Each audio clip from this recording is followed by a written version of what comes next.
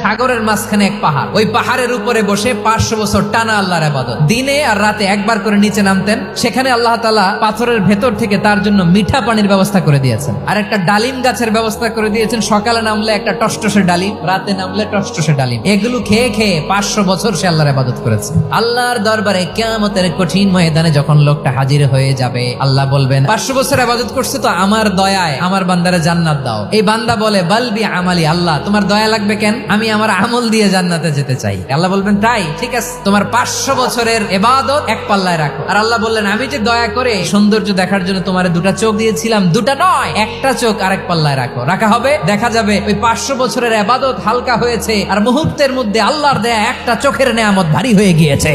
ফলাফল দেখো, হিসাব বলে তুমি এখন জাহান্নামে যাবা, যাও এবার জাহান্নামে যাও। এবার লোকটা কাচুমাচু করে বলে আল্লাহ এবার আমি বুঝতে পেরেছি তোমার দয়া ছাড়া দুনিয়ায় কেউ জান্নাতে যেতে পারবে না।